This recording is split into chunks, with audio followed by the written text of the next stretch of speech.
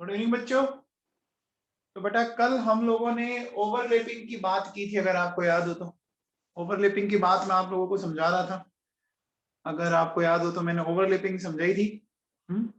और ओवरलैपिंग की स्ट्रेंथ के मैंने कुछ क्वेश्चंस करवाए थे आप लोगों को। करवाए थे कि नहीं करवाए थे? करवाए थे ना बच्चों, करवाए थे। तो अब एक बात बताओ बच्चों, एक छोटा सा क्वेश्चन है, इसकी बॉन्ड की स्ट्रेंथ बताओ, इस बॉन्ड की स्ट्रेंथ बताओ।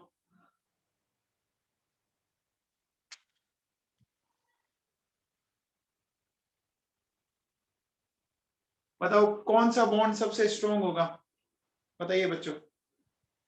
तो इस बॉन्ड की स्ट्रेंथ को अपन कैसे निकालेंगे, देखो समझो बच्चों, सुनो। देखो यहां सबसे पहले 2 2 है, ये 2 3 है, ये 2 3 है, ये 3 3 है। तो n की सबसे छोटी वैल्यू 2 2 ही हुई, 2 3 2 3 3 3। n की सबसे छोटी वैल्यू ये हुई, जितना उतना ही स्ट्रॉन्ग बॉन्ड बनाएगा। अब देखो यहाँ 2 3 2 3 दोनों में 2 3 और ये 3 3 3 3 वाला सबसे लास्ट में जाएगा, ये तो कंफर्म है। 3 3 वाला तो सबसे लास्ट में जाएगा, ये कंफर्म है बच्चों। अब एक चीज समझो, इन 2 3 में कैसे डिसाइड करें? देखो दोनों ही यहाँ पर क्या है, यहाँ P और D है, यहाँ P और P है। तो बोलो बच्चों P एंड D में कौन ज्यादा होगा? डायरेक्ट प्रॉपर्टी D में ज्यादा होती है, P में ज्यादा होती है? S से ज्यादा P में, D में होती है ना, तो D में ज्यादा होती है ना बच्चों। बोलो बेटा, यहाँ 2 2 ये 3 3 दोनों ही 3, ऐसा आ जाएगा क्या बेटा? ऐसा आ जाएगा क्या? अरे डायरेक्शनल प्रॉपर्टी किस में ज्यादा होती है? P और D में से, P और D में से ज्यादा डायरेक्शनल प्रॉपर्टी D में होती है ना बच्चों, पता है क्या? ये समझ में आया आप लोगों को? ये समझ में आया? आ गया क्या? ठीक है। अब देखो बच्चों सुनो, अब देखिए बच्चों सुनो, मैं अगर ये बोलूं कि pi bond formation tendency,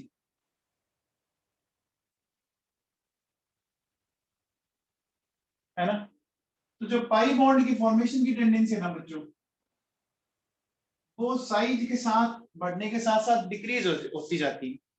pi bond की जो फॉर्मेशन की टेंडेंसी है ना, वो साइज के साथ डिक्रीज होती जाती है। जितना बड़ा साइज होगा, देखो बेटा ऐसा क्यों बोला समझो, आप लोगों को पता होगा ये पाई बॉन्ड बन रहा है। पाई बॉन्ड बनता है इस तरह की ओवरलैपिंग से, इस तरह की ओवरलैपिंग से बनता है क्या?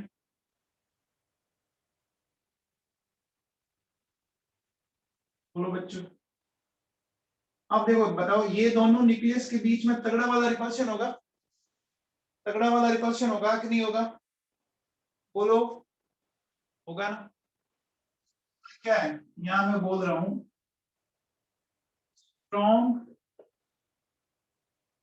Inter nuclear repulsion. तो pi bond is a very weak bond. समझ में आ गया? बोलो बच्चों, ये बात समझ में आ गई? पाई बॉन्ड बहुत ही वीक बॉन्ड होगा एक तरह से, फिर होगा बेटा। ये बात समझ में आई क्या आप लोगों को? अरे ये बात समझ में आई क्या?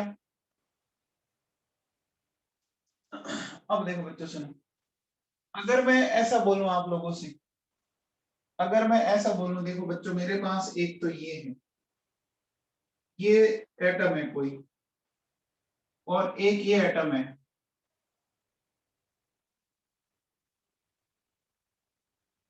ठीक है? ये दो कंडीशन है। इन दो कंडीशन में बताओ बच्चों, किस में पाई बॉन्ड आपका, किसमें पाई बॉन्ड आपका इजीली बनेगा? फर्स्ट में बनेगा ना बच्चों। देखो फर्स्ट में साइज छोटा है, तो ये जो बॉन्ड इलेक्ट्रॉन पर है, इसमें न्यूक्लियस का काफी अट्रैक्शन रहेगा।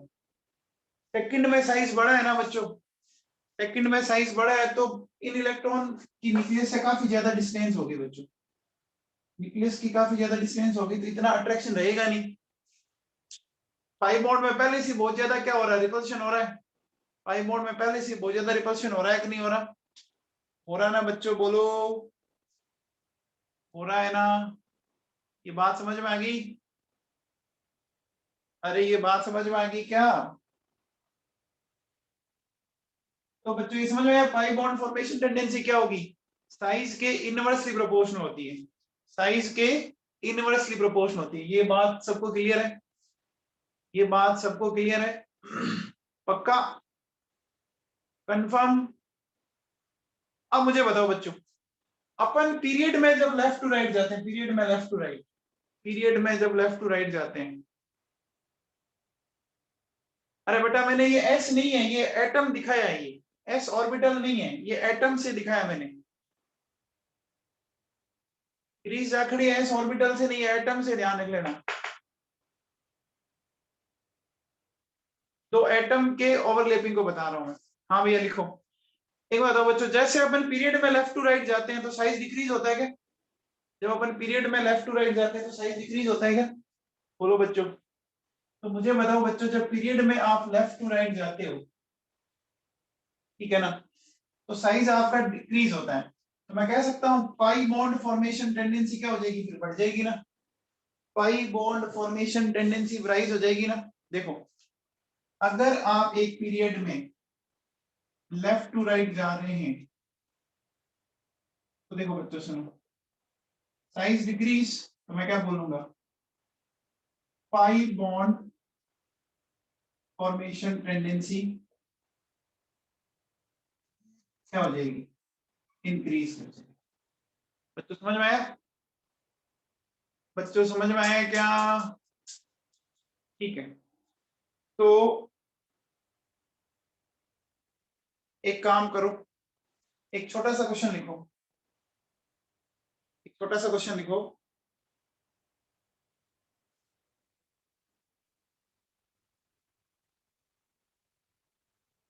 which element has highest pi bond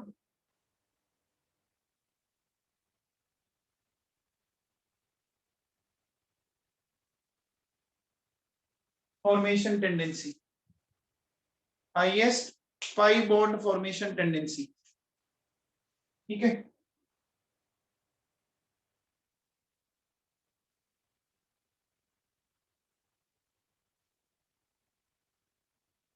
ये मैंने बच्चों ऑप्शन लिखे आपके सामने, बताओ, silicon, phosphorus, chlorine and sulphur. तो आप बताओ बच्चों, इनमें सबसे छोटा साइज किनका है, सबसे छोटा साइज किनका है, क्लोरीन का। तो आंसर क्या जाएगा, क्लोरीन जाएगा, आएगा ना। बच्चों समझ में आया क्या,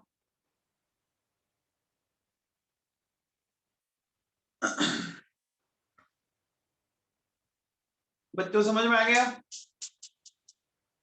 ठीक है।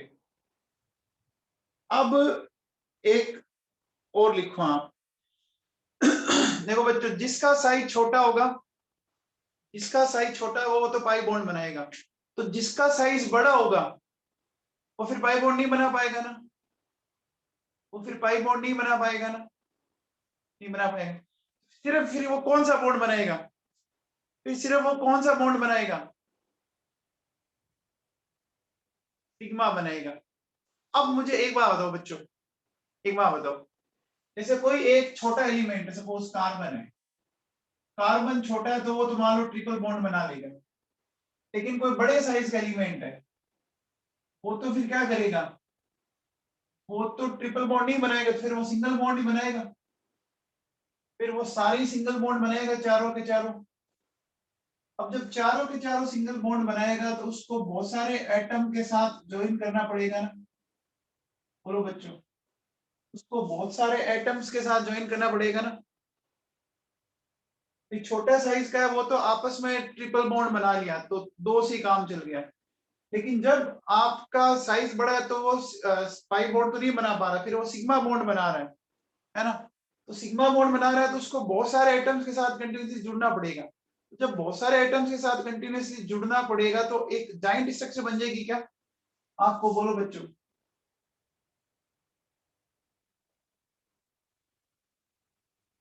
आपकी बहुत लंबी चौड़ी स्ट्रक्चर बन जाएगी क्या? बहुत लंबी चौड़ी स्ट्रक्चर बन जाएगी क्या? बोलो बच्चों। और ऐसी स्ट्रक्चर को अपन क्या बोलते हैं पता है क्या? ऐसी स्ट्रक्चर को अपन बोलते हैं बच्चों पॉलीमेरिक स्ट्रक्चर। क्या बोलते हैं? Polymeric structure. पॉलीमर समझते हैं बच्चों?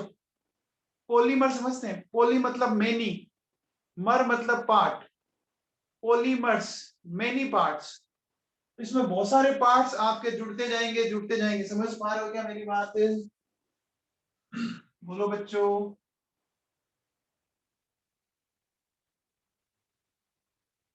अरे बच्चों समझ पा रहे हो क्या? ये फिर क्या होंगे? इस तरह से अटैच होता जाएगा ऐसे।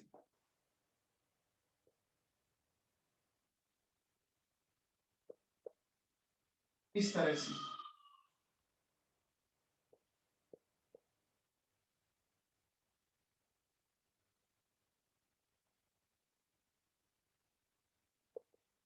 समझ रहे?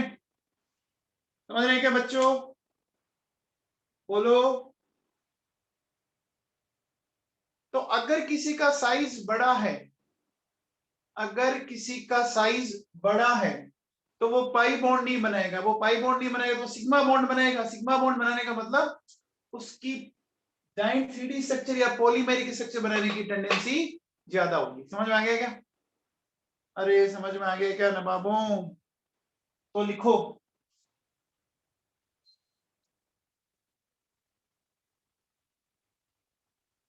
लिखिए। लिखिए large size atoms, large size atoms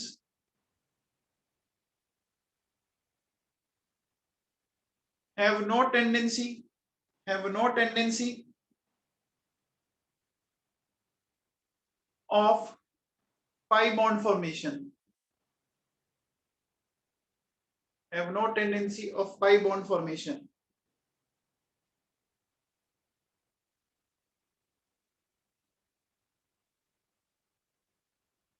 So such atoms, so such atoms complete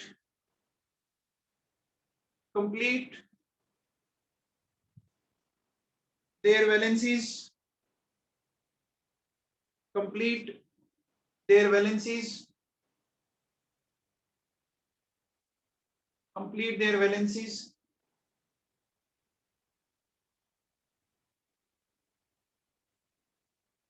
only by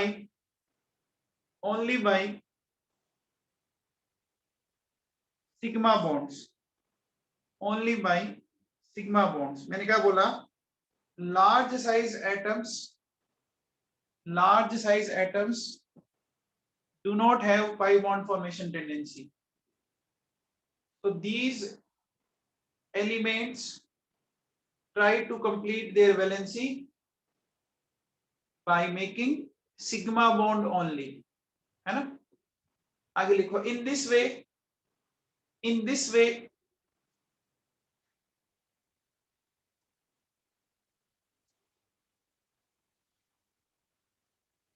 in this way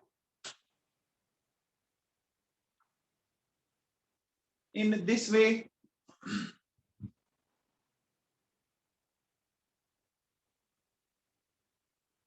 a giant polymeric structure is formed, a giant polymeric structure is formed,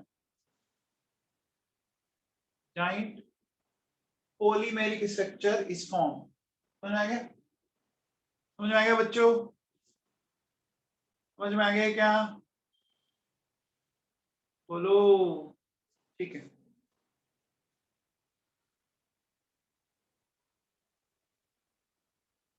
चलिए तो अब एक छोटा सा क्वेश्चन लिखो, एक छोटा सा क्वेश्चन लिखो।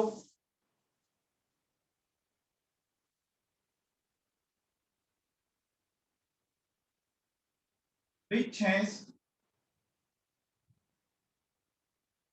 maximum tendency of polymerization, which has maximum tendency of polymerization. आपको क्या क्या ऑप्शन दिया आगे?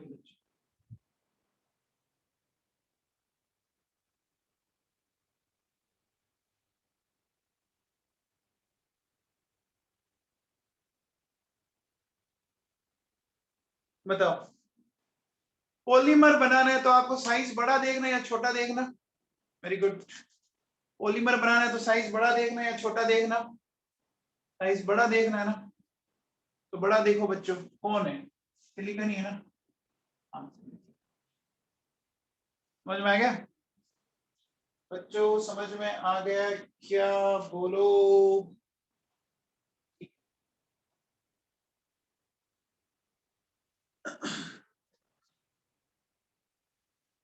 आ गया?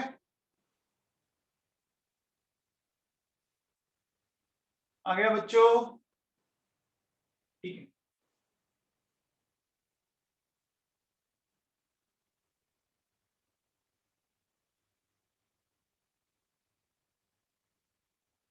चलिए अब देखो बच्चों, नेक्स्ट बात करते हैं। मान लो मेरे पास ये पी एक सबसेल है, ठीक है, ये दूसरा पी सबसेल है, इसमें इस तरह से बच्चों ये इलेक्ट्रॉन है। मान लो ये 2p है और ये भी 2p है, ठीक है, ये दोनों 2p है। तो आप बताओ बच्चों, हमेशा जो पहला बॉन्ड बनता है वो कौन सा बॉन्ड होता है? बताओ, जो पहला बॉन्ड बनता है वो कौन सा बॉन्ड होता है? इन दोनों के बीच में जो पहला बॉन्ड बना कौन सा होता है? वो तो सिग्मा होता है, ठीक है। अच्छा, जो बॉन्ड बाद में बनते हैं सिग्मा के बाद वाले, वो क्या होते हैं? सिग्मा के बाद वाले पाई होते हैं, तो ये भी पाई है, ये भी पाई है। अब देखो मैं इनको क्या बोल सकता हूँ, मैं इसको ऐसा बोल सकता हूँ, देखो 2p सिग्मा मतलब जो सिग्मा बॉन्ड दो 2p ऑर्बिटल से बना हो, या अगर मैं ऐसा बोलूं 2p पाई, समझ में? 2p पाई समझ में? ऐसा पाई बॉन्ड जो दो एटम्स के 2p ऑर्बिटल से बना, समझ में आ गया क्या?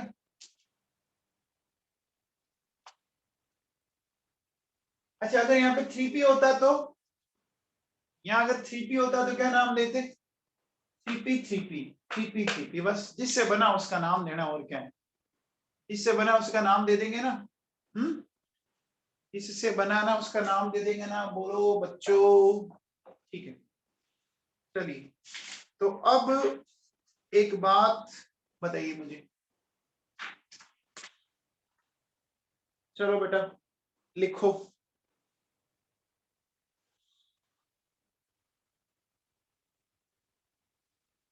अगर 2p और 3p होगा तो कोई नहीं ना, 2p पाई 3p पाई, भैया सिंपल सी बात है, जिससे बने ना उसका नाम दे दो बस। एक 2p और एक 3p है तो 2p पाई 3p पाई, जिससे बन रहा है उसका लिखना है जी, और कुछ नहीं है, सिंपल सी बात ही है, ठीक है क्या? तो बच्चों क्वेश्चंस लिखो फटाफट।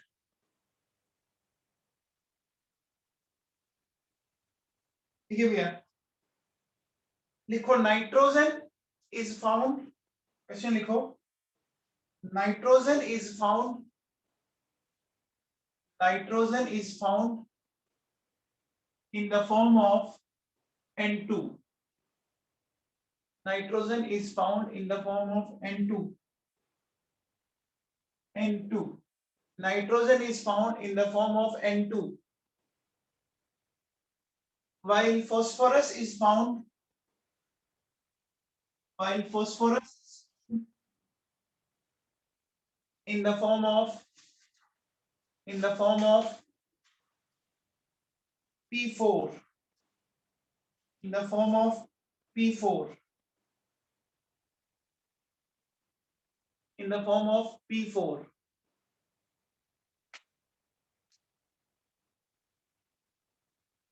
इसी तरह से एक दूसरा क्वेश्चन लिखो, P4, explain why, explain why. Very good Rahul, very good Ronit Popli, यथार्थ सारस्वत, वेरी गुड बेटा। हाँ भैया, एक क्वेश्चन और लिखो। Oxygen is found, very good.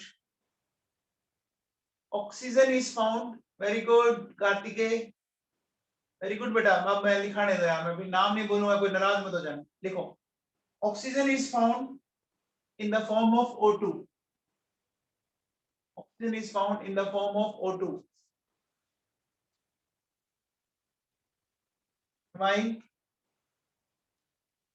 While sulfur is found, while sulfur is found in the form of S8, S8.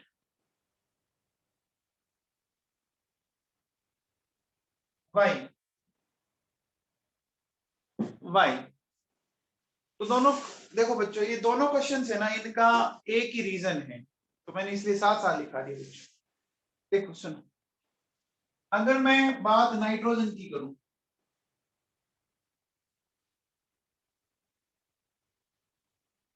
Nitrogen कौन सी period का element है? नाइट्रोजन कौन सी पीरियड का एलिमेंट है? सेकंड पीरियड का ना। तो नाइट्रोजन में ये जो पाई बॉन्ड बना, वो बना हुआ है 2p पाई 2p पाई, है ना। और बताओ, बात अगर मैं करूं ऑक्सीजन की, तो ये भी किससे है? 2p पाई 2p पाई। लेकिन अगर मैं फास्फोरस की बात करूं, तो ये आपको नहीं मिलता नेचर में। क्यों नहीं मिलता? क्योंकि कंपैरेटिवली इसका साइज बढ़ेगा, और जैसे ही साइज बड़ा होता है, जैसे ही साइज बड़ा होता है, आपको पता होगा पाई बॉन्ड की टेंडेंसी कम हो जाती है ना। पाई बॉन्ड फॉर्मेशन की टेंडेंसी कम हो जाती है ना। इधर से देखो बच्चों, ये S है, सल्फर है, ये भी नहीं मिलेगा। 3p पाई 3p पाई। आपको पता होगा बच्चों, देखो जो फास्फोरस है वो P4 में मिलता है। P4 की स्ट्रक्चर देखो बेटा कैसी है। ये 4 फास्फोरस है, ठीक है। चारों फास्फोरस को हर एक दूसरे से ऐसे कनेक्ट कर दोगे, कर दिया। तो बच्चों बताओ, ये जो स्ट्रक्चर बनी, इसमें सारे फास्फोरस एक दूसरे के साथ किस बॉन्ड के थ्रू जुड़े हुए हैं? किस बॉन्ड के थ्रू जुड़े हुए हैं? Single bond, sigma bond, sigma bond के थ्रू जुड़े हुए हैं ना। से देखो बच्चों, सल्फर है S8 की फॉर्म में। ये तो आप जानते होंगे बच्चों, स्ट्रक्चर ये होती है क्राउन लाइक स्ट्रक्चर, होती है क्या? स्ट्रक्चर कैसी होती है? क्राउन लाइक स्ट्रक्चर होती है। तो देखो यहां पर भी ये क्या बना रहा है? सिंगल बॉन्ड ही तो बना रहा है, सिंगल बॉन्ड ही तो बना रहा है ना। बोलो बच्चों, आया समझ में? अरे आया क्या? तो बच्चों देखो, नाइट्रोजन और ऑक्सीजन का साइज छोटा है, नाइट्रोजन एंड ऑक्सीजन का साइज स्मॉलर है।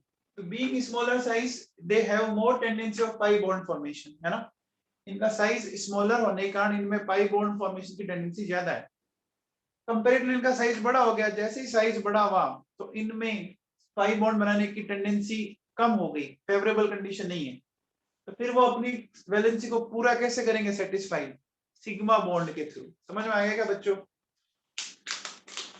बोलो बच्चों, रीजन समझ में आ गया? तो चलो बेटा, लिखो फटाफट, लिखिए। लिखिए, in case of nitrogen, in case of nitrogen and oxygen,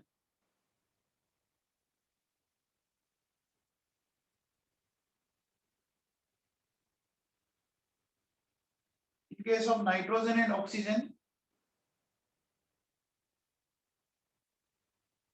due to their small size, due to their small size,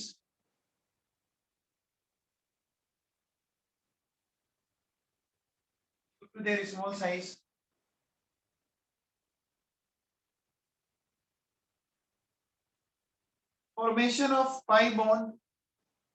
formation of pi bond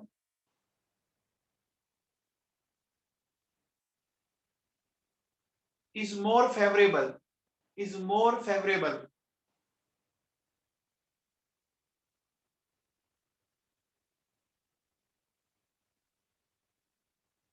because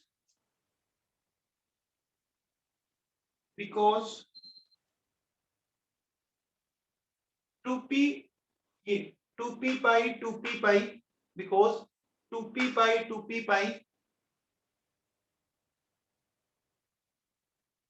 overlapping is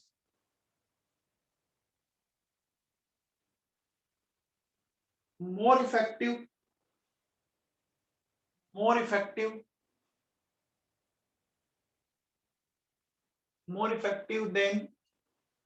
than 3p pi 3p pi.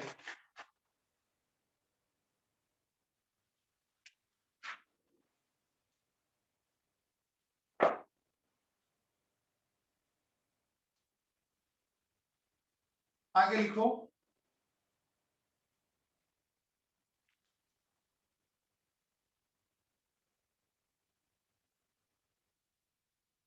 लिखो phosphorus and sulfur have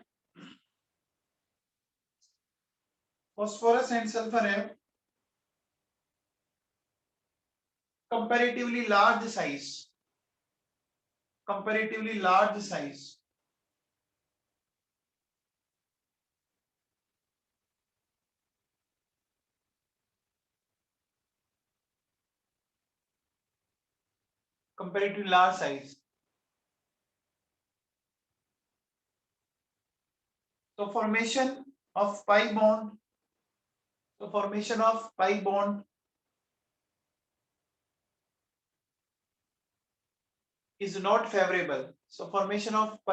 is not favorable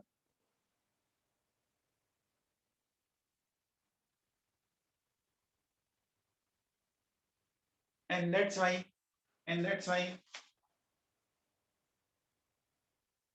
this they are found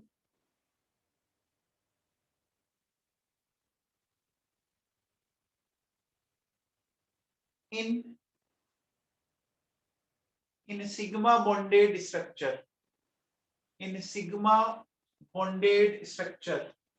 they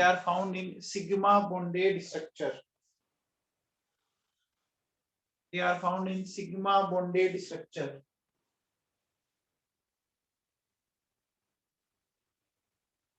आ गया बच्चों समझ में आ गया है क्या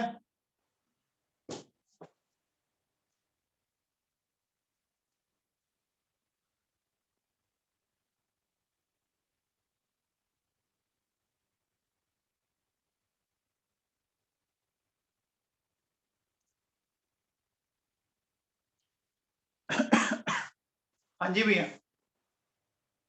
हाँ भैया देखो सुनो अगर मैं आपसे पूछूं कि जैसे देखो कार्बन डबल बॉन्ड बनाता है कार्बन ट्रिपल बॉन्ड बनाता है लेकिन सिलिकॉन ना तो डबल बॉन्ड बनाता है ना सिलिकॉन ट्रिपल बॉन्ड बनाता है ऐसा क्यों एक्सप्लेन कर सकते हो सेम कॉन्सेप्ट ही लगाएंगे क्या सेम कॉन्सेप्ट लगाएंगे बच्चों जो मैंने अभी लिखा है बोलो वही साइज वाला देखो यहाँ तो क्या होगा 2p पाई हो जाएगा यहाँ 3p पाई ठीक है ना आगे समझ में बच्चों अरे आगे है क्या ठीक चलिए अब एक क्वेश्चन और लिखो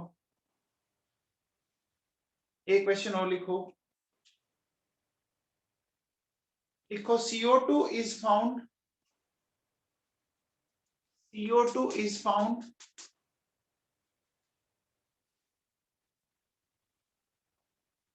in gaseous form in gaseous form while SiO2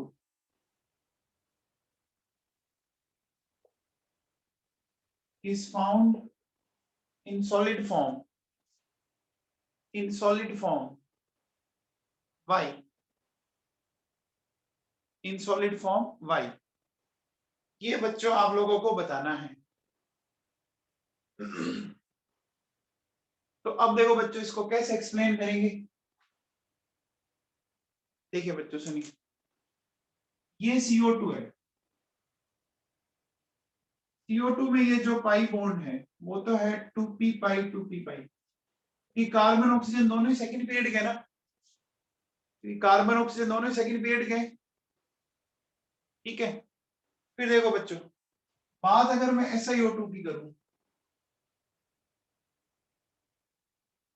इसमें क्या होगा, ये इसमें ये हो गया एक 2p पाई 3p पाई, है ना, 2p पाई 3p पाई हो गया ना। तो यहां क्या होगा, ये बहुत ही वीक है, ये क्या है, ये स्ट्रॉन्ग है। तो सिलिकॉन अपने बड़े साइज के कारण क्या होगा, सिलिकॉन अपने बड़े साइज के कारण फिर क्या होगा, ये 5 बॉन्ड नहीं बना पाएगा ना, ये 5 बॉन्ड नहीं बनेगा ना, 5 बॉन्ड विल नॉट फॉर्म। जब 5 बॉन्ड नहीं बनेगा तो फिर क्या बनेगा, ये 5 बॉन्ड नहीं बनेगा तो फिर क्या बनेगा, सिग्मा ना। तो देखो बच्चों, अब मैं इसको कैसे, ये 5 बॉन्ड इसको मैंने तोड़ा, इसको भी तोड़ा मैंने, 2 वैलेंसी फ्री होगी, ये 5 बॉन्ड को तोड़ा ऐसे 2 वैलेंसी फ्री होगी।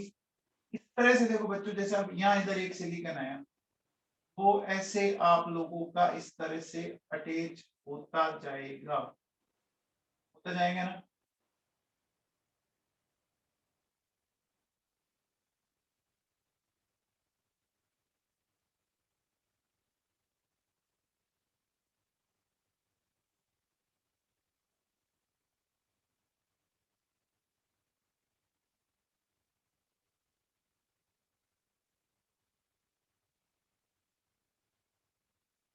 ऐसे ही होगा बच्चों, अरे ऐसे ही होगा क्या।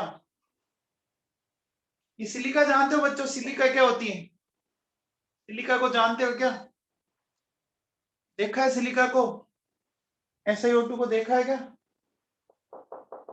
अरे जो मिट्टी है, सैंड है, वही तो है, जो सैंड होती है वही तो है ये। अरे मिट्टी तो देखी होगी ना, सैंड है वही है ये सिलिका। मिट्टी जो होती है वो सिलिका ही होती है बच्चों, पता है क्या, है ना। तो सैंड आपको किस फॉर्म में मिल रही है नेचर में, सॉलिड फेज में मिल रही है, नहीं मिल रही। तो अब मुझे बताओ, जब इसकी स्ट्रक्चर जॉइंट होगी, स्ट्रक्चर जॉइंट होगी, पॉलीमेरिक स्ट्रक्चर होगी, तो जैसे ही वो पॉलीमेरिक स्ट्रक्चर की फॉर्म आएगा, तो वो कौन सी फेज में आ जाएगा, फिर पॉलीमेरिक स्ट्रक्चर की फॉर्म में आती है, फिर वो कौन सी फेज में आ जाएगा, सॉलिड फेज में आ जाएगा ना, सॉलिड फेज में आ जाएगा ना बच्चों, क्योंकि बहुत सारे आपके मॉलिक्यूल जुड़ते गए अटैच होते गए एक बहुत बड़ी। डायमंड की स्ट्रक्चर देखी आप लोगों ने, डायमंड की स्ट्रक्चर देखी होगी 9th 10th में। अब देखो बच्चों, बहुत जाइंट स्ट्रक्चर होती है। तो डायमंड कौन से फॉर्म में मिलता है आपको, डायमंड मिलता है, सॉलिड फॉर्म मिलता है ना। अच्छा, जब भी कोई कंपाउंड या एलिमेंट इस तरह की स्ट्रक्चर फॉर्म में, तो उनका मेल्टिंग पॉइंट बहुत हाई होता है। जब भी कोई कंपाउंड इस तरह की फॉर्म मिलता है ना, उसका मेल्टिंग पॉइंट बहुत हाई होता है, बहुत ज्यादा हाई होता है। आपको देखो, मैं एक बड़ा सिंपल सा एग्जांपल देता हूँ। जैसे आपने देखा होगा बच्चों, हमारे हिंदू समाज के अंदर क्या होता है, बहुत सारी और भी हो सकता है, अपन डेड बॉडी को जलाते हैं। तो डेड बॉडी को जब जलाते हैं, तो जो अपन चिता बनाते हैं, जो भी फनरल सेरेमनी होती है, वो नीचे मिट्टी होती है ना, पूरी डेड बॉडी जल जाती है, लेकिन मिट्टी मेल्ट होती है क्या वहां पर, जो नीचे सैंड है वो मेल्ट होती है, नहीं होती ना। सोचो, एक पूरी डेड बॉडी जल गई, आपने पूरी जला दी, लेकिन मिट्टी जो है वो मेल्ट नहीं हुई, इसका मतलब उसका मेल्टिंग पॉइंट क्या है, बहुत हाई है ना। समझ में आया। एक मैंने जनरल एग्जांपल समझाने की कोशिश की, क्या होता है, कभी मिट्टी मेल्ट नहीं होती, नहीं होती ना। तो अब देखो बच्चों सुनो, CO2 के जो मॉलिक्यूल है वो तो क्या देखो, यहाँ तो बहुत सारे SiO2 के मॉलिक्यूल एक दूसरे से अटैच होते गए, जुड़ते गए, कनेक्ट होते होते पॉलीमेरिक स्ट्रक्चर बन गई। लेकिन CO2 के मॉलिक्यूल तो ऐसे नहीं होंगे, वो तो क्या रहेंगे, अलग अलग रहेंगे ऐसे। अरे अलग अलग ही रहेंगे ना, रहेंगे कि नहीं रहेंगे? अरे रहेंगे बच्चों, ये आपस में तो नहीं कनेक्ट हो रहे ना, अरे आपस में तो नहीं कनेक्ट हो रहे ना। तो इनके बीच में आपको पता है क्या, इनके बीच में जो फोर्स लगता है वो इस दुनिया का सबसे वीक फोर्स होता है। इनके बीच में जो फोर्स लगता है ना, वो इस दुनिया का सबसे वीक फोर्स होता है। कौन सा? वांडरवॉल अट्रैक्शन फोर्स। आगे पढ़ाऊंगा मैं इस चैप्टर में आपको कौन सा होता है वांडरवॉल अट्रैक्शन फोर्स। बहुत ही वीक होता है, पढ़ेंगे अपन वांडरवॉल। तो बहुत ही वीक होता है तो इसका मतलब एक तरह से वो ना के बराबर है। बहुत ही वीक होता है तो एक तरह से आगे समझो ना के बराबर है। तो ये फोर्स इतना वीक है कि मॉलिक्यूल साथ साथ में रह ही नहीं पाते, तो वो कौन सी फेज में आ जाएंगे? साथ साथ नहीं रहना मतलब दूर दूर अलग अलग रह रहे हैं, तो कौन सी फेज आ गई? Gaseous phase. और यहाँ साथ साथ रह रहे हैं। अब वो पता है क्या बच्चों, सॉलिड में पार्टिकल पास पास होते हैं, लिक्विड में थोड़े दूर, और गैसियस फेज में पार्टिकल एकदम दूर दूर हो जाते हैं। हो जाते हैं क्या? तो लिखो बच्चों,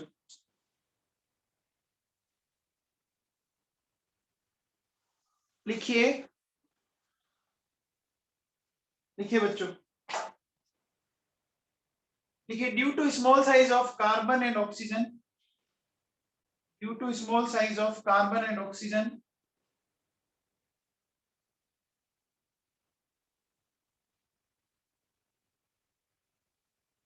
formation of pi bond,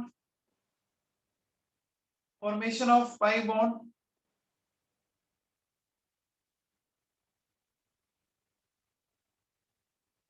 is more favorable, is more favorable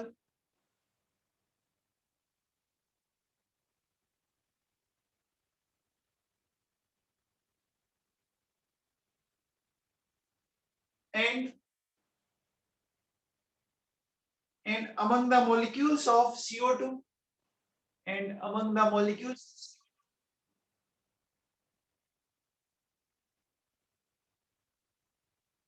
there is there is van der Waal attraction force, there is van der Waal attraction force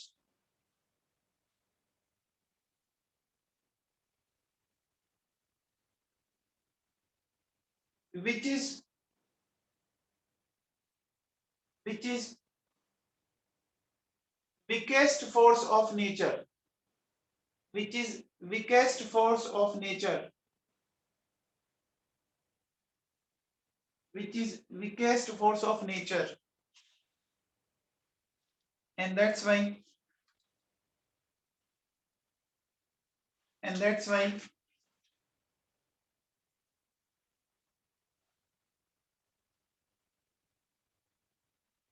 and that's why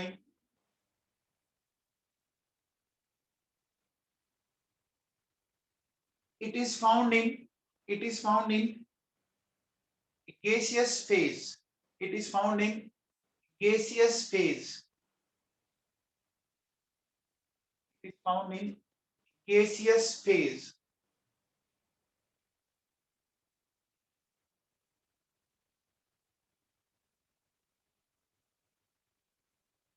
आगे लिखो,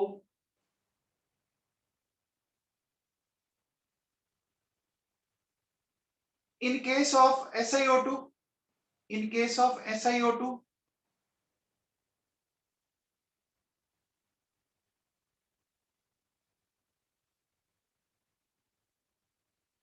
formation of pi bond, formation of pi bond, formation of pi bond is not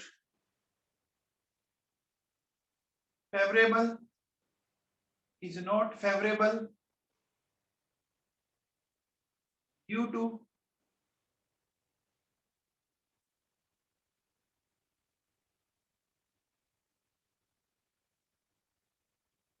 due to large size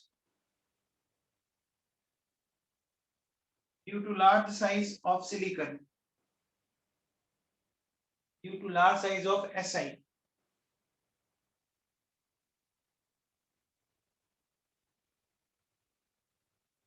and that's why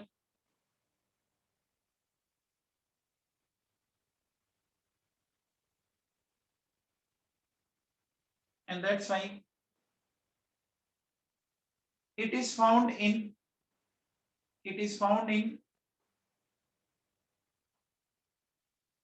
sigma bonded covalent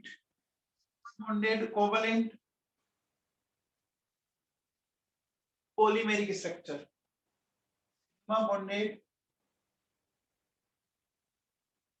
covalent polymeric structure.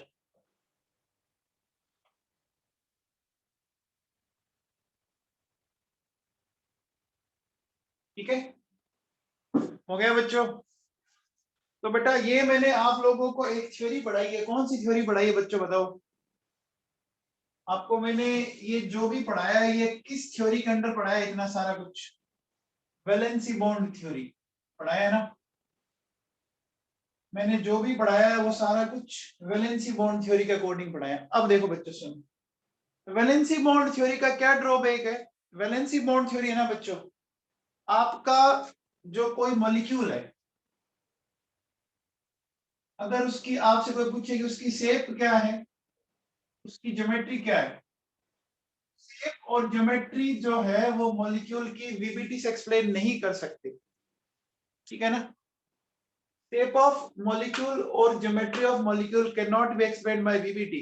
तो ये इस एक theory का drawback है। इसको फिर एक्सप्लेन करने के लिए अपन आगे चलेंगे, एक नई थ्योरी पढ़ेंगे हाइब्रिडाइजेशन, ठीक है ना? इसके बाद अपन एक नई थ्योरी पढ़ेंगे हाइब्रिडाइजेशन। तो लिखो बच्चों, नोट लगा के लिखो, by VBT we cannot explain shape oblique geometry of molecule, shape oblique geometry of molecule, ठीक है ना? शेप या ज्योमेट्री आप एक्सप्लेन नहीं कर सकते। आगे चलें बच्चों। तो अब देखो बच्चों, जो नेक्स्ट थ्योरी है ना उससे अपन एक्सप्लेन करेंगे। नेक्स्ट थ्योरी हमारी है बच्चों हाइब्रिडाइजेशन। यानी डालो बच्चों हाइब्रिडाइजेशन।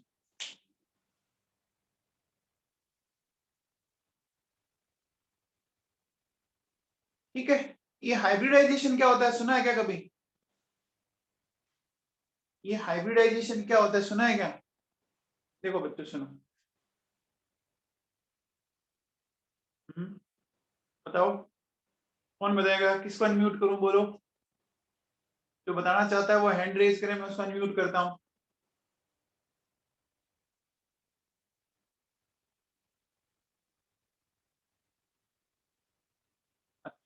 ठीक, कोई बात चलिए।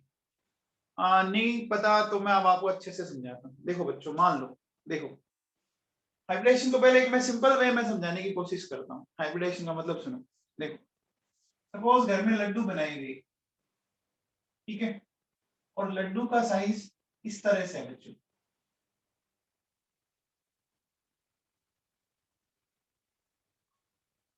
ठीक है। ये एस ऑर्बिटल नहीं है, जान लेना, ये लड्डू है जो अपन खाते हैं ना लड्डू, वो लड्डू है। तो सारे लड्डू का साइज अलग अलग है ना, है बच्चों?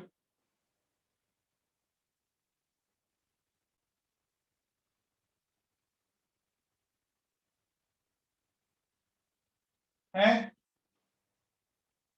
बोलो बच्चों, ये जो सारे जो लड्डू है इनका साइज अलग अलग है। हाँ वेरी गुड मधुसूदन। अब हमने क्या किया, इन सारे लड्डुओं को तोड़ दिया सबको, तोड़ने के बाद मैंने क्या किया, इनको सबको ब्रेक डाउन किया, इनका ब्रेक डाउन करके इनको सब इसमें मिक्सअप कर लिया, जो भी मटेरियल था उनको सबको आपस में मिक्सअप कर लिया। और मिक्सअप करके मैंने देखो बच्चों इनसे सारे के सारे वापस इक्वल साइज के बना दिए, है ना।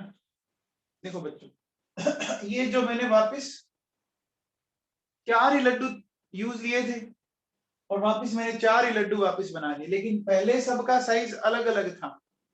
अब जो साइज है वो सब में क्या है, आइडेंटिकल है कि नहीं है बच्चों, समझ में आ गया। यही हाइब्रिडाइजेशन होता है बच्चों। आपके देखो बच्चों डिफरेंट साइज एंड शेप के जो लड्डू थे उनको आपने मिक्सअप करके आपने क्या कर दिया बच्चों, सेम साइज एंड शेप ले ली, एनर्जी ले ली, तो उन्हीं को अपन हाइब्रिडाइज्ड ऑर्बिटल बोलेंगे। पहले हाइब्रिडाइजेशन का एक मतलब नॉर्मल वे में मीनिंग समझ में आ गया, नॉर्मल वे में मीनिंग समझ में आ गया। अब देखो बच्चों हमारे पास केमिस्ट्री में क्या होता है बच्चों, साइज ऑफ ऑर्बिटल्स अलग अलग होते हैं ना। जैसे देखो बच्चों सुनो, हमारे पास मान लो ये एक एस ऑर्बिटल है, ठीक है, ये एक पी ऑर्बिटल है, मान लो ये आपका एस ऑर्बिटल है, ये पी एक्स है और ये पी वाई है, और ये मान लो पी जेड है। बच्चों बताओ टोटल कितने ऑर्बिटल है मेरे पास अभी, टोटल कितने, 1 2 3 4, 4 ऑर्बिटल है। अब एस का पी से डिफरेंट होता है ना, एस का साइज पी से डिफरेंट होता है, इसका साइज अलग है कि नहीं है। अब देखिए बच्चों क्या होगा, अगर मैं इनको सबको मिक्सअप कर दूं, आफ्टर मिक्सिंग, अब जो बन रहे हैं ना देखो बेटा वो कुछ इस तरह से बन रहे हैं।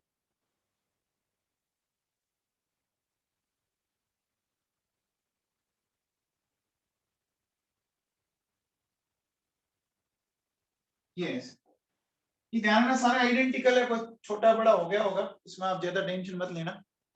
देखिए वापिस मैंने क्या बनाई, 4 ऑर्बिटल्स बनाए और इन्हीं को अपन बोलते हैं हाइब्रिडाइज्ड ऑर्बिटल। क्या बोलते हैं, हाइब्रिडाइज्ड ऑर्बिटल। 4 ही पार्टिसिपेट किए और 4 ही मैंने वापस बनाए, बनाए कि नहीं बनाए। तो बच्चों को हाइब्रिडेशन का कुछ समझ में आ रहा है, हाइब्रिडेशन एग्जैक्टली होता क्या है। देखिए अलग अलग साइज के जो ऑर्बिटल्स है जिनकी एनर्जी ऑलमोस्ट सिमिलर होती है उनको अपन मिक्सअप करते हैं। तो मिक्सअप करने से क्या होता है बच्चों, ये आपस में अपनी एनर्जी को एक्सचेंज करते हैं, रीडिस्ट्रीब्यूट होती है, और बाद में वापस आपके नए ऑर्बिटल्स बन जाते हैं जो सारे आइडेंटिकल होते हैं। और जो ये इस तरह के जो ऑर्बिटल बने उनको अपन क्या नाम देते हैं, उनको बोलते हैं हाइब्रिडाइज्ड ऑर्बिटल्स। समझ में आया क्या। इस एग्जांपल से ये वाली बात आपके भेजे में उतरी क्या, इस एग्जांपल से ये वाली बात भेजे में उतर गई। आप भले यहाँ पर डी ऑर्बिटल काम में ले लो, भले एफ ऑर्बिटल काम में ले लो, डी लोगे तो भी ऑर्बिटल ऐसी बनेगी। सारे हाइब्रिडाइज ऑर्बिटल हमेशा ऐसे ही बनते हैं, सारे हाइब्रिडाइज ऑर्बिटल, ठीक है ना। हर हाइब्रिडाइज ऑर्बिटल में एक बड़ा लोब होगा, लार्ज लोब, एक छोटा लोब होगा, स्मॉल लोब। ऑर्बिटल चाहे कोई सा भी हो हमेशा ऐसे ही बनेगी। बच्चों पहले हाइब्रिडाइजेशन का मीनिंग समझ में आया, हाइब्रिडाइजेशन का मीनिंग समझ में आया, तो लिखो बच्चों, हाइब्रिडाइजेशन में लिखिए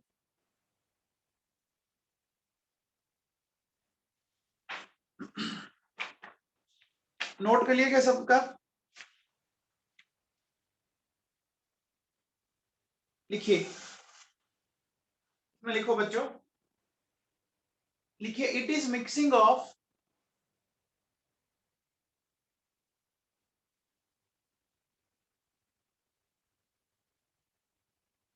it is mixing of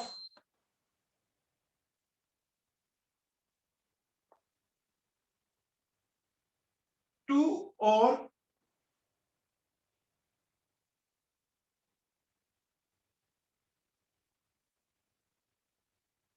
two or more orbitals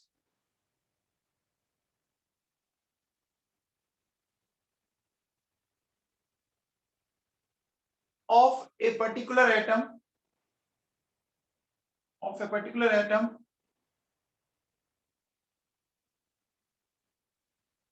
of a particular atom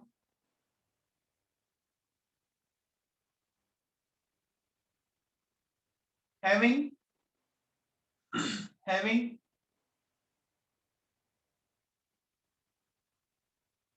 almost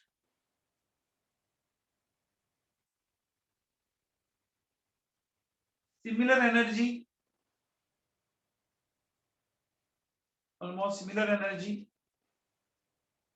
and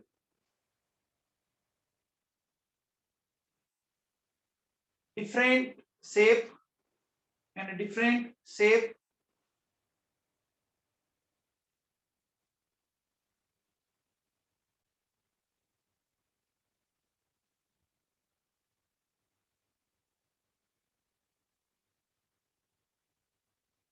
almost have same energy and different shape, है ना। एनर्जी सिमिलर है लेकिन उनका शेप ऑफ ऑर्बिटल है वो डिफरेंट है।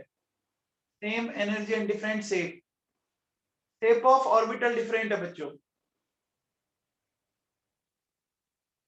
resulting in the formation of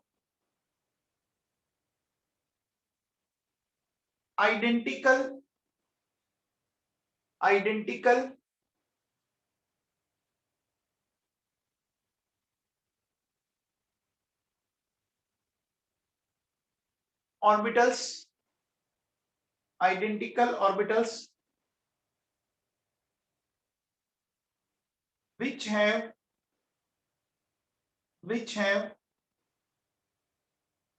similar energy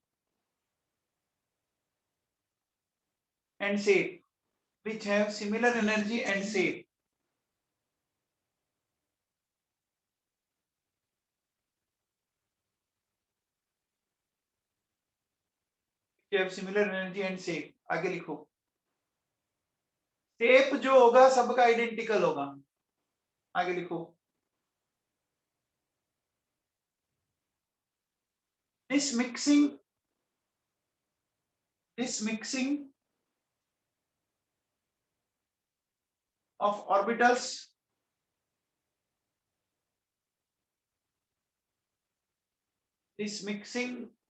of orbitals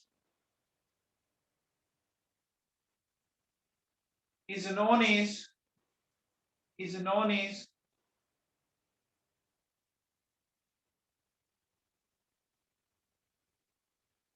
hybridization.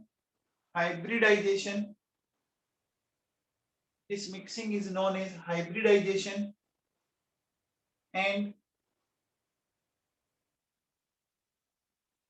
forming orbitals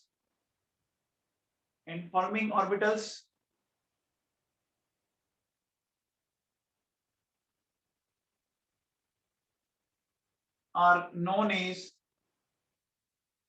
as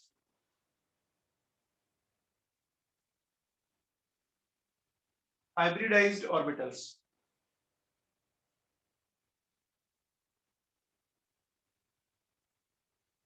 आ गया बच्चों समझ में?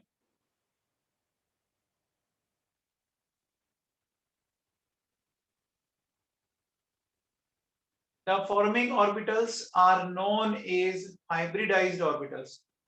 The forming orbitals are known as hybridized orbitals। अब बताओ बच्चों, हाइब्रिडाइजेशन में आपके एक ही एटम का ऑर्बिटल पार्टिसिपेट करते हैं या अलग अलग एटम का ऑर्बिटल पार्टिसिपेट करते हैं?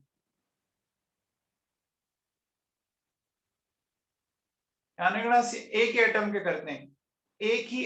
करते हैं, हाइब्रिडाइजेशन में, ठीक है ना। और ओवरलैपिंग में बताओ, ओवरलैपिंग में डिफरेंट एटम करते हैं, दो अलग अलग एटम के ऑर्बिटल आपस में कंबाइंड होते हैं ना, तभी तो बॉन्ड बनता है। आ गया? अब बताओ बच्चों, किसी मॉलिक्यूल में हाइब्रिडाइजेशन पहले होगा या ओवरलैपिंग पहले होगी? हाइब्रिडाइजेशन पहले होगा या ओवरलैपिंग पहले होगी? देखो पहले हाइब्रिडाइजेशन होगा, ओवरलैपिंग बाद में होती है, बॉन्ड तो बाद में बनाया जाएगा ना। कोरिका पारिक समझ में आया? कोरिका पारिक, हाँ भैया लिखो, लिखिए in hybridization, in hybridization, in hybridization orbitals of a particular atom, orbitals of particular atom participate,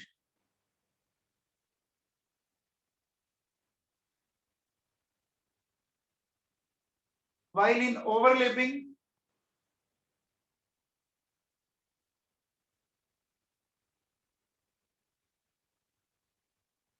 while in overlapping orbitals of two atom participate.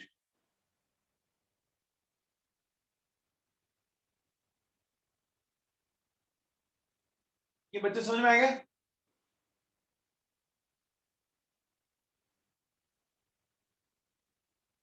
ये बच्चे समझ में आएगा? क्या बोला? In hybridization, orbitals of a particular atom participate, while in overlapping, orbitals of two atoms participate. ठीक है ना? Orbitals of two atom participate. समझ में आ गया? अब लिखो बच्चों,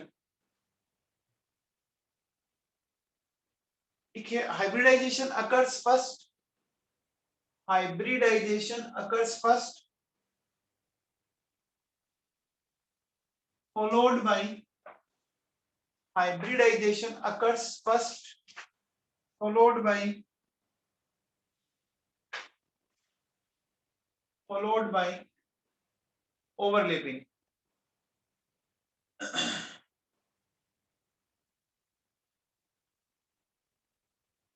hybridization occurs first followed by overlapping. hybridization पहले होगा, उसके बाद ही क्या होगा? उसके बाद overlapping होगी।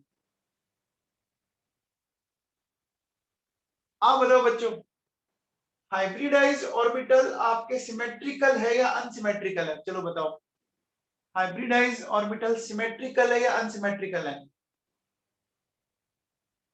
अनसिमेट्रिकल है ना। देखो एक लोब बड़ा है, एक लोब छोटा है, एक लोब बड़ा है, एक लोब छोटा है, तो अनसिमेट्रिकल हो गया ना। अरे अनसिमेट्रिकल हो गया ना, साइज के अकॉर्डिंग अनसिमेट्रिकल नहीं हुआ क्या?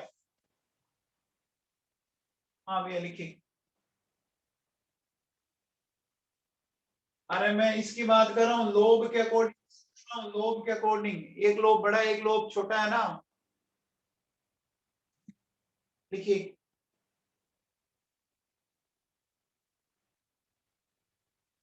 अलग अलग तो सिमेट्रिकल है, मैं एक ही लोब की बात कर रहा हूँ। आगे लिखो बच्चों, देखिए a hybridize orbital, a hybridize orbital has two lobes, a hybridized orbital has two lobes. पहला लिखो लार्ज लोब, पहला लिखो स्मॉल लोब, पहला लिखो स्मॉल लोब एंड दूसरा लिखो large lobe.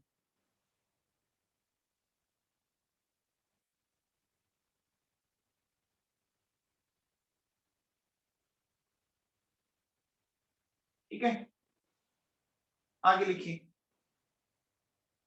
bond is always formed by, bond is always formed by large lobe, bond is always formed by large lobe, bond is always formed by large lobe.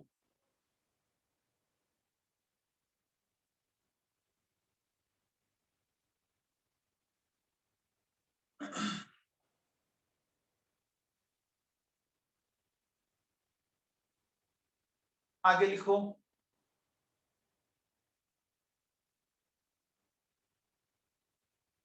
bond is formed by large lobe, ठीक है ना। bond is formed by large lobe, bond कौन बनाएगा? बनाएगा। हाँ मैं आगे लिखो। Hybridised orbital, hybridised orbital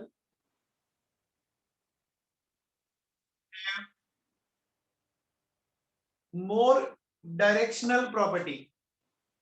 Hybridized orbital have more directional property,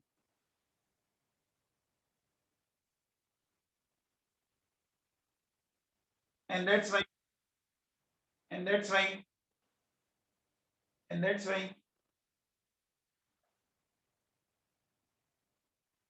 and that's why a bond a bond which is formed a bond which is formed by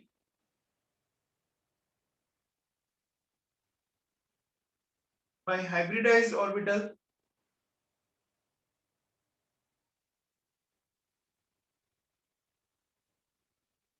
a bond which is formed by hybridized orbital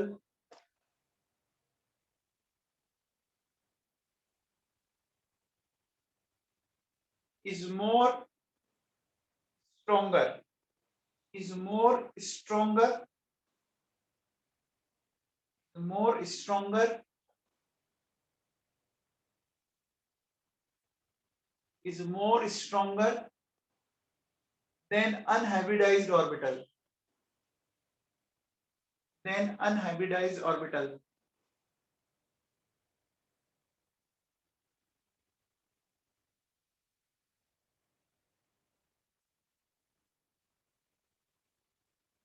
आगे लिखो।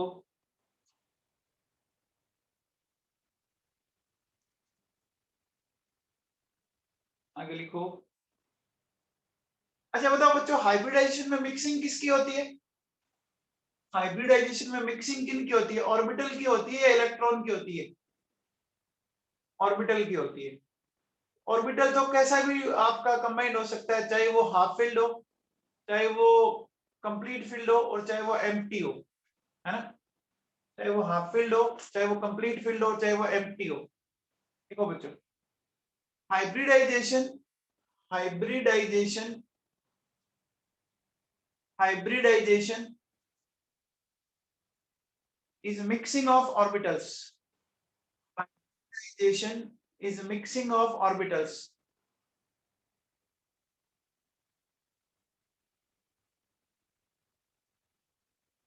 So all type of orbitals,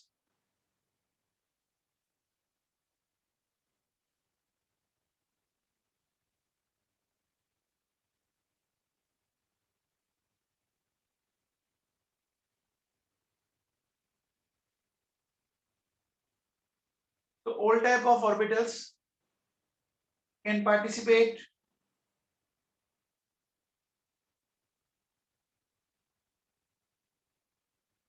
in hybridization.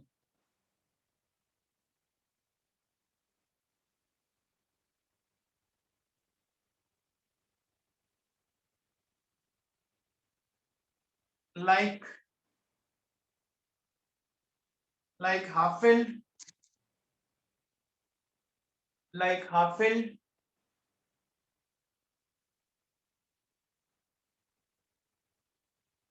complete filled, like half filled, complete filled, और empty orbitals. मैंने ये बोला, hybridization is mixing of orbitals. Hybridization is mixing of orbitals. So all type of orbitals can participate in hybridization. So all type of orbitals can participate in hybridization, like half filled, complete filled, like half filled, complete filled, और empty orbital.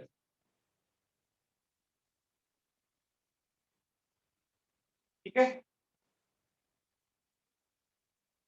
आगे लिखो बच्चों।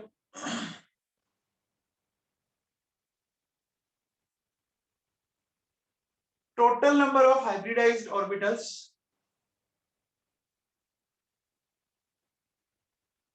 total number of hybridized orbitals are always equal to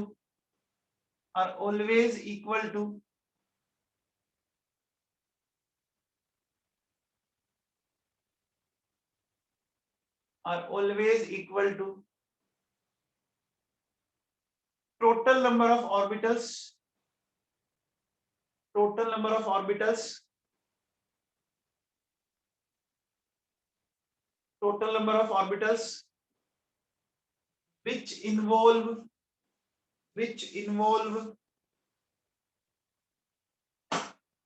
in mixing which involve in mixing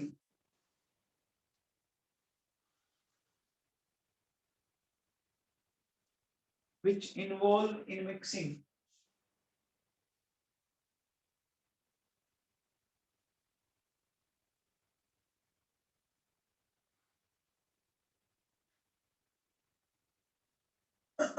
देखो बच्चों सुनो क्या कहना चाह रहे हैं अपन। मान लो मेरे पास ये S है, ये P है, ये D है, तो नंबर ऑफ हाइब्रिडाइज्ड ऑर्बिटल, ठीक है, type of orbital, type of hybridised orbital.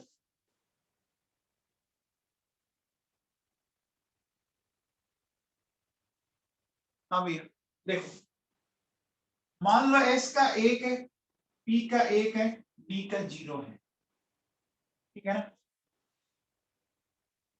S का 1 है, P का 1 है, D का 0, तो टोटल कितने हैं बच्चों बताओ, टोटल कितने भाई? 1 + 1 + 0 2 वे। टाइप ऑफ हाइब्रिडाइज्ड ऑर्बिटल को क्या बोला जाएगा? देखो बच्चों ऐसा बोला जाएगा sp, टाइप ऑफ हाइब्रिडाइज्ड को बोला जाएगा sp। अब देखो एक s का है, p के 2 है, d का 0 है, अब टोटल कितने हो गए? टोटल 3 हो गए। तो क्या बोला जाएगा? देखो sp। अब जितने ऑर्बिटल पार्टिसिपेट कर रहे हैं ना उनको उनकी पावर लगा देते हैं। फिर मेरे पास 1 + 3 + 0, अब बताओ कितने हो गए? 4 हो गए। इसको क्या बोल देंगे? sp3। 1 + 3 + 1, ये 5 हो गई। sp3d 1 + 3 + 2, ये 6 हो गई। sp3d2 हो गया। 1 + 3 + 3, 7 हो गई। sp3d3। आप लोगों के सिलेबस में यहीं तक है, इससे आगे आपके सिलेबस में है नहीं बच्चों। आप लोगों के सिलेबस में इतना ही है, इससे आगे है नहीं बच्चों,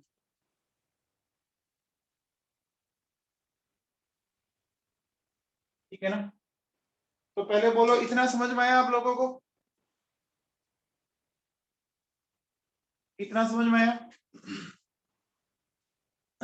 अगर मैं आपसे ये बोलूं कि किसी में नंबर ऑफ हाइब्रिडाइज्ड ऑर्बिटल 2 है, अगर किसी में हाइब्रिडाइज्ड ऑर्बिटल 2 है, आगे ऐसे चलेगा बेटा, तो उसके हाइब्रिडाइजेशन स्टेट बताओ। अगर किसी में नंबर ऑफ हाइब्रिडाइज्ड ऑर्बिटल 2 है तो उसकी हाइब्रिडाइजेशन स्टेट बताओ, sp होगी। अगर किसी में नंबर ऑफ हाइब्रिडाइज्ड ऑर्बिटल 5 है, अगर किसी में नंबर ऑफ हाइब्रिडाइज्ड ऑर्बिटल 5 है, तो बताओ बच्चों क्या हो जाएगी? 5 है तो sp3d। sp4 मत बोलना, अरे sp4 मत बोलना, क्योंकि p में 3 ही होते हैं। p में 4 ऑर्बिटल होते हैं क्या? अरे p सब सेल में 4 ऑर्बिटल होते हैं क्या? नहीं होते ना, होती नहीं है, तो sp4 कैसे हो जाएगा? समझ में आ गया? अरे बच्चों समझ में आ गया क्या? बोलो, आ गया? अब देखो बच्चों, अब आगे लिखो। अब हमें ये नंबर ऑफ हाइब्रिडाइज्ड ऑर्बिटल पता कैसे लगेगा, ये हमें चेक करना है। अब ये पता कैसे लगेगा, ये हमें चेक करना है। तो हेडिंग डालो आप,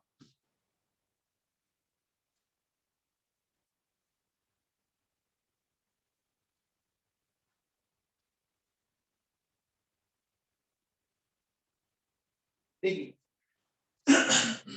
देखिए बच्चों कैसे करेंगे।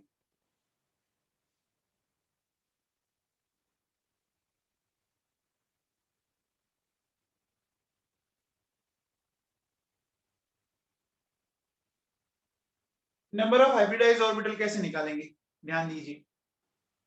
ये निकालेंगे अपन number of sigma bonds plus number of lone pairs. अभी निकालते कैसे सिग्मा बॉन्ड लोन पेयर, इसका मैं आपको अभी थोड़ी देर बाद लॉजिक सिखा दूंगा, बहुत ही सिंपल सा कॉन्सेप्ट है।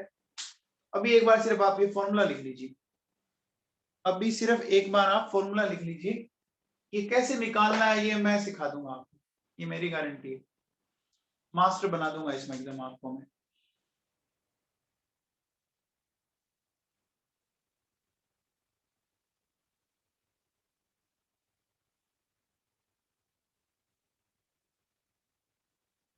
ठीक है, लिख लिया। अब देखो बच्चों सुनो, अब किसी मॉलिक्यूल के अंदर हमें, मॉलिक्यूल बहुत लंबा चौड़ा है, अब हमें हाइब्रिडेशन किस में निकालना है, ये भी बड़ा एक इंपॉर्टेंट है। जैसे सपोज मैंने ये लिख दिया XCO2F2।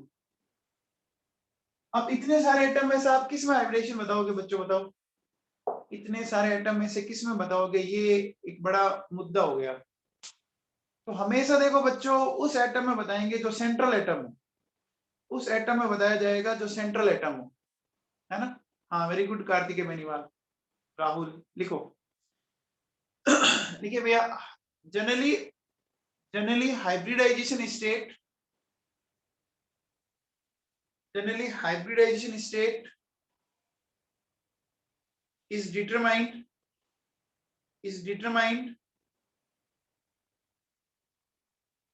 in central atom, in central atom of molecule, in central atom of molecule,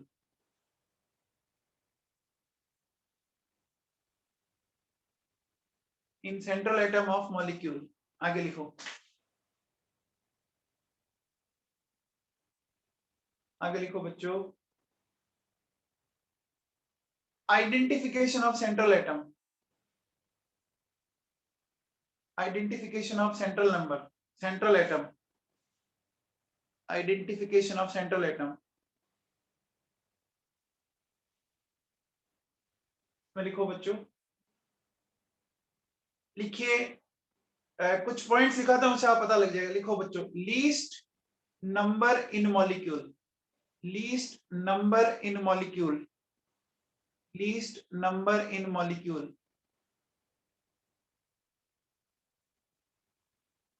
फिर लिखो it forms, it forms, it forms maximum number of bonds, it forms maximum number of bonds,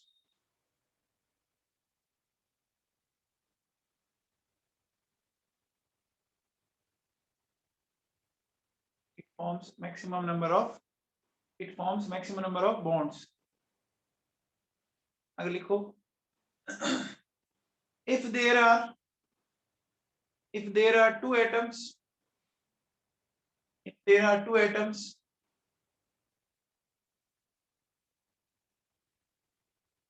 then atoms, then atoms which belongs, which belongs to higher period, which belongs to higher period,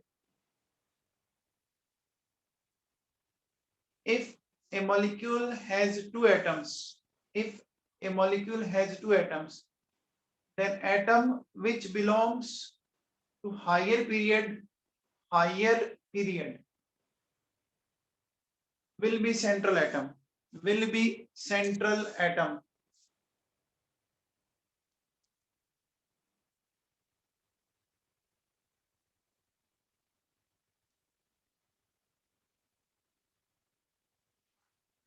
अब देखो बच्चों, अपन इनमें identify करते हैं। देखिए जैसे मेरे पास ये है, इस तरह से लेके चल रहा हूं मैं आपके सामने ना।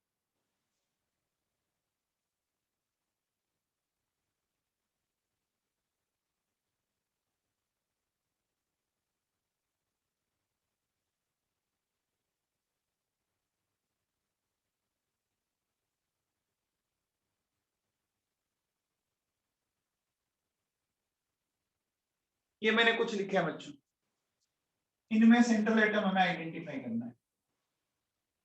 ठीक है, तो देखो बच्चों, इसमें central atom carbon, nitrogen, oxygen.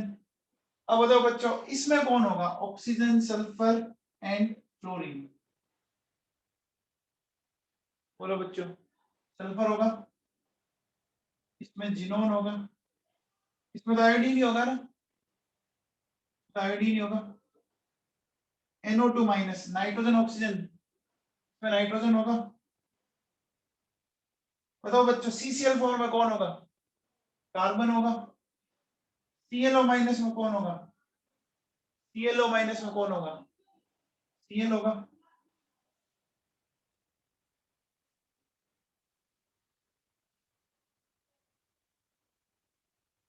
बच्चों समझ में आ गया? बच्चों समझ में आ गया?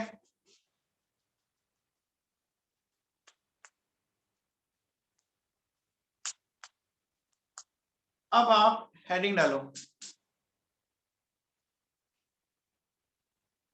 हेडिंग डालो बच्चों, method for determination of hybridisation, method for determination of hybridisation.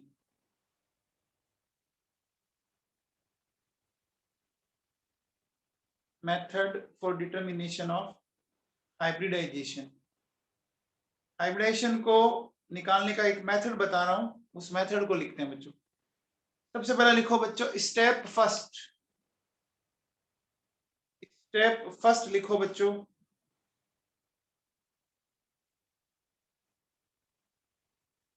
Step 1 या फर्स्ट लिखिए, लिखिए represent valency electron, represent valency electron.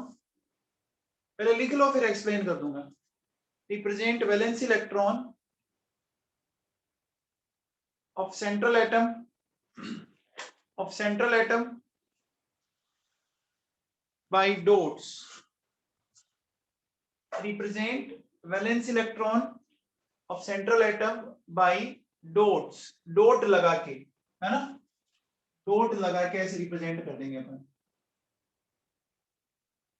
ठीक है ना, जो वैलेंस इलेक्ट्रॉन है उसको आप इस तरह से डॉट लगाकर इंडिकेट कर सकते हो। ठीक है ना, समझ में आ गया? वैलेंस इलेक्ट्रॉन तो जानते हो ना बच्चों?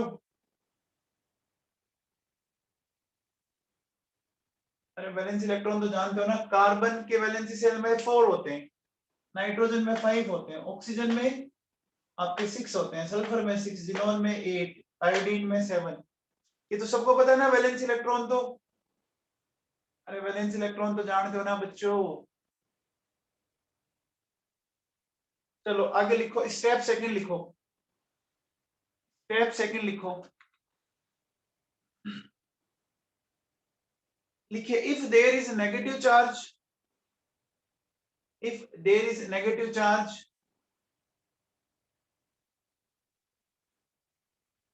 if there is negative charge, then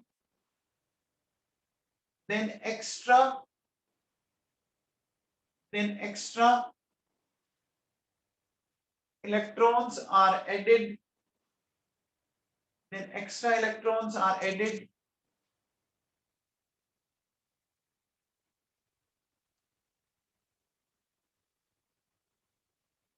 and which are equal to, and which are equal to negative charge, in which are equal to negative charge. मान लो किसी के ऊपर -1 चार्ज है, किसी के ऊपर -1 चार्ज है, तो आपको एक इलेक्ट्रॉन एक्स्ट्रा में ऐड कर देना है। किसी के ऊपर -2 चार्ज है तो 2 इलेक्ट्रॉन एक्स्ट्रा में ऐड कर देना है। किसी के ऊपर 3 है तो 3 इलेक्ट्रॉन एक्स्ट्रा, ठीक है ना, समझ में आ गया।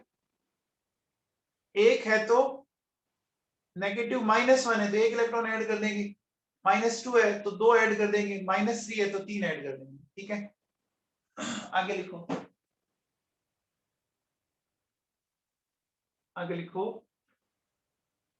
if there is positive charge, if there is positive charge, then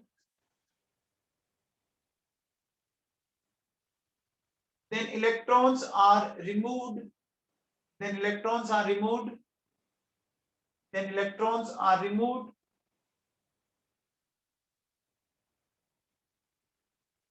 and the number of removed electrons, and the number of removed electrons, and number of removed electrons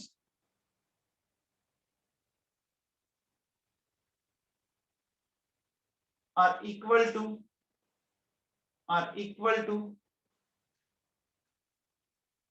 positive charge, are equal to positive charge,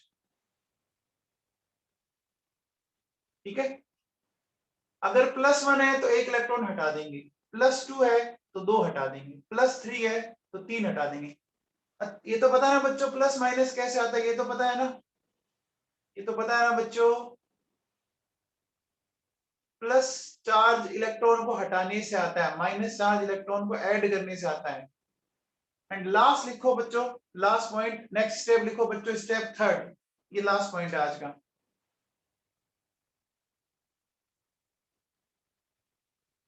बेटा रोनिक पोबली मैं example में सब बता दूंगा, एक बार step लिख ली।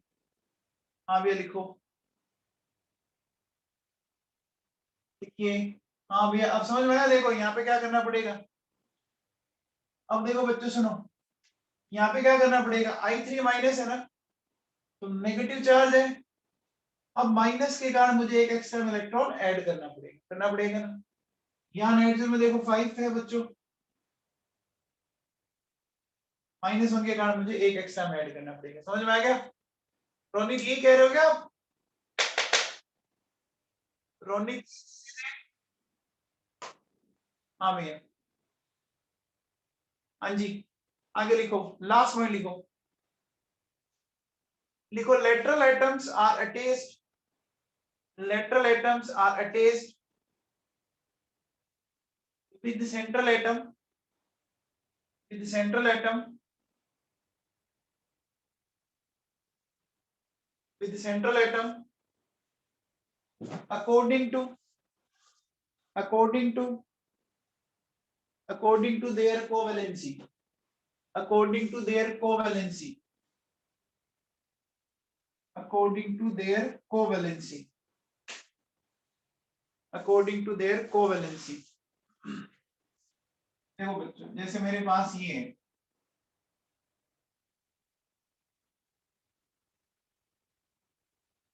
ये आप जोड़ोगे सिंगल बॉन्ड से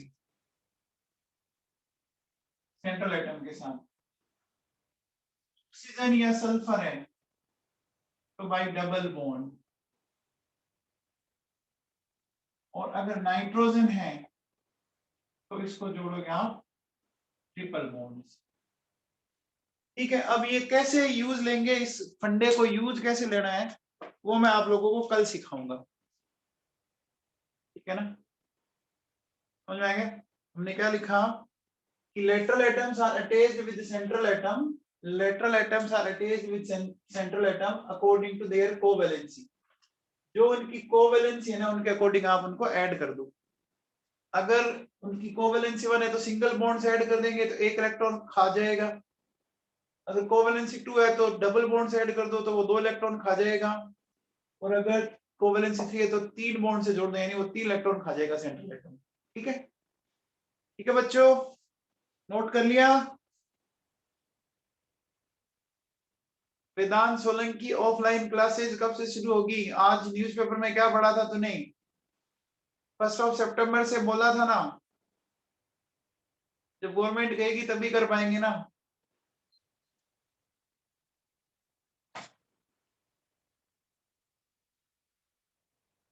पंद्रह अगस्त को पेपर होगा या नहीं होगा? पेपर नहीं लेना है क्या? पेपर लेना नहीं है क्या? हाँ, नोट्स भेज देना।